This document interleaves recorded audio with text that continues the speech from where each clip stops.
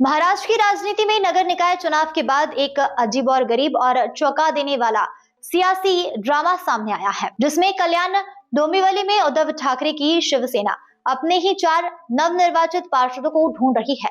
हालात ऐसे हैं कि पार्टी ने शहर में पोस्टर तक लगवा दिए हैं। सवाल यह उठ रहा है कि आखिर जीत के बाद पार्षद गायब कहां हो गए हैं? क्या यह सिर्फ संयोग है या फिर सत्ता के खेल में एक और पेचिंग की तैयारी? कल्याण डोंबिवली नगर निगम चुनाव के नतीजे के बाद से प्रदेश में सियासी हलचल थम नहीं रही है। इसी बीच शिवसेना उद्धव गुट के लिए सबसे बड़ी परेशानी अपने ही 4 पार्षद बन गए हैं।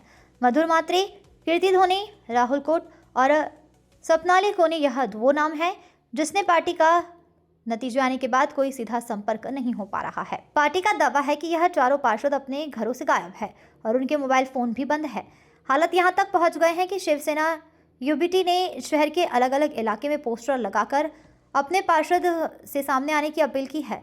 पोस्टर के जरिए यह भी कहा गया है कि यह पार्षद अपने व्यवहार के लिए मतदाताओं को जवाब दें। दरअसल 122 सदस्यीय कल्याण डोंबिवली नगर निगम में मेयर पद के लिए 62 सीटों की जरूरत है। शिंदे गुट के पास 52 और बीजेपी के पास 51 सीटें हैं। वहीं उद्धव गुट के पास सिर्फ 11 सीटें हैं, जिसमें 4 पार्षदों के लापता होने से पोचिंग की चर्चाएं तेज हो गई है।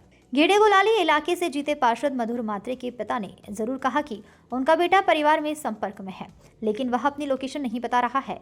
उन्होंने शिंदे गुट में जाने की बात से इनकार किया है। दूसरी ओर डोंबिवली की पार्षद कीर्ति धोने और 2 अन्य पार्षदों का भी अब तक कोई ठोस सुराग नहीं मिल पाया है। शिवसेना यूबीटी के कल्याण शहर अध्यक्ष बाला परब का कहना है कि कुछ पार्षद पार्टी के संपर्क में हैं और जरूरत पड़ने पर सामने आएंगे।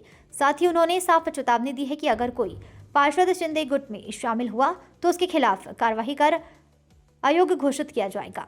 अब सबसे बड़ा सवाल यह है कि क्या यह पार्षद सच में किसी निजी वजह से गायब है या फिर महाराष्ट्र की राजनीति में एक बार फिर से सियासी जोड़-तोड़ का खेल शुरू हो रहा है।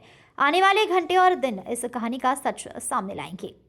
अगर आप चाहते हैं ऐसे ही महाराष्ट्र और देश की राजनीति से जुड़ी हर खबर सबसे पहले और बिना लाग लपेट के, तो अभी चैनल को सब्सक्राइब कीजिए, वीडियो को लाइक करें और अपनी राय कमेंट में जरूर लिखें।